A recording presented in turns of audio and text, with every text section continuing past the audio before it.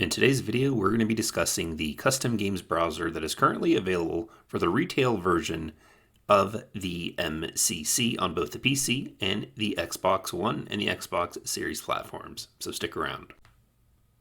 Now, the custom games browser was announced all the way back in 2018 after the MCC received its patch that essentially made the game playable in the holiday season of 2018. Now, this, of course, had been flighted back then with the flighting tests, and the idea and the promise of a custom games browser seemed pretty cool at the time.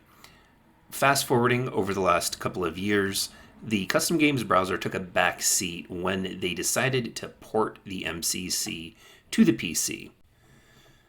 Since 2018, we've been hearing them just very briefly mention here and there little pieces of information of the custom games browser, letting us know that it's still on the docket, that they were going to work on it. But since they were bringing the PC collection and giving essentially feature parity between the Xbox One, the Xbox Series, and the PC versions, that the custom games browser was going to take a back seat.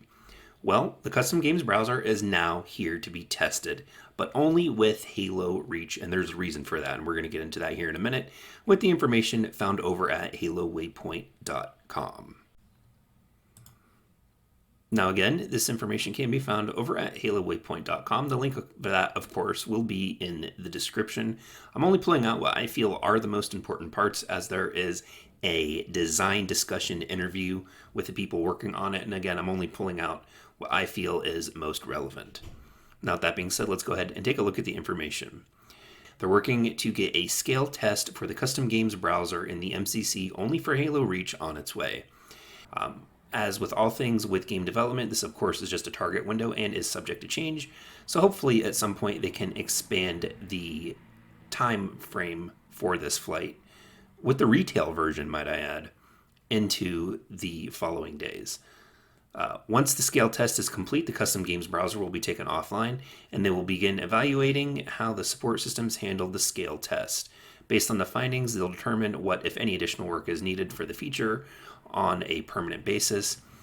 And of course, if they can't get it into your hands, they will start getting it ready. The custom games browser is on the way for MCC, and it is currently here now. The information here continues with the interview between Postums and Max. Says, it is always fun to talk with the community about the work. The custom games browser allows players to jump in ahead of the public game custom experience and quickly, with emphasis on maximizing game time. Players will have the ability to create and join public multiplayer games of MCC that will initially operate on dedicated servers. In Phase 1, players can create games and sessions in Halo Reach that include up to 3 custom game browser variants. Each variant includes a single game variant and up to 6 map variants. These initial release beginnings of the new custom games experience built from the ground up specifically for MCC. The focus of this initial phase is to validate the goal for maximizing player time through the custom game browser variant and create quick join scenarios. The custom games browser was announced prior to the work on the PC version of the MCC and the addition of Halo Reach. And as I look forward to the roadmap and investigating the needs of the custom games browser, they'll determine the additional foundational work in each game and overall netcode is required for this feature at a higher quality. Due to the complexity of the custom games browser and the need to ensure the correct functionality in each game, they'll be rolling this out in phases. Each phase will be focused on a specific game and feature set. For more future phases, they are looking to support the additional games in the MCC, along with features pulled from the design plan and player feedback. Rolling this feature out in phases helps ensure that the games can run in the new custom games browser framework. New network functionality is required for each game to support the browser. So essentially, they're writing new netcode for this custom games browser for each game, which cannot be easy. The information continues. They're starting with Halo Reach because it is a good test case for new features, and they are introducing it to the custom games browser, such as the pregame phase where players can gather until the minimum specified player count is met, and then that allows the match to start. They expect each game to have unique challenges to be addressed and be compliant with the new custom games browser flow. They do not have an estimated date for when new games will be introduced at this time.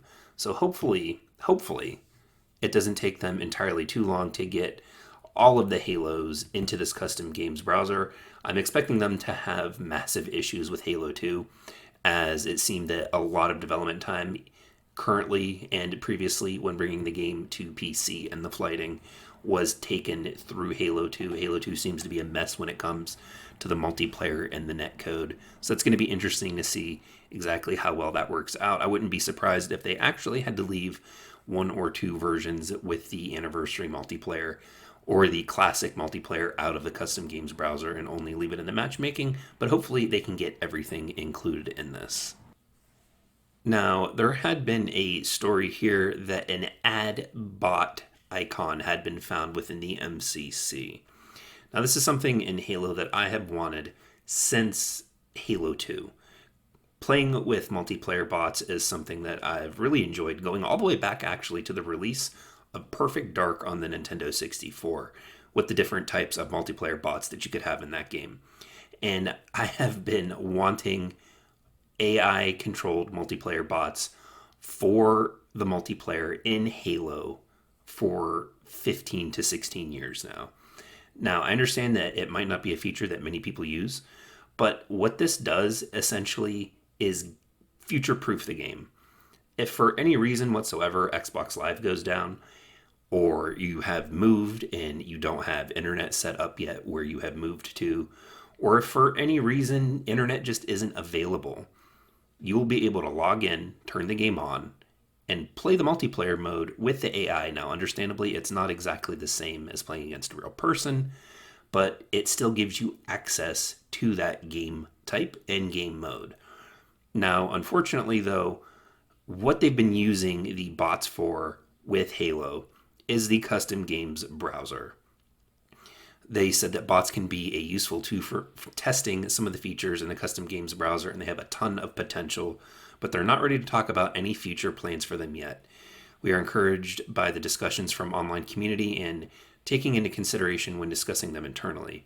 I can personally confirm that in their current form, you do not, in caps, want to play against them in SWAT. So they do have multiplayer bots that internally they can play against, which again is something that has me super excited. Multiplayer bots are something, again, repeating myself, that I've wanted for a very long time. So I hope they can find a way to implement them into the MCC. My overall impressions for the custom games browser is very positive.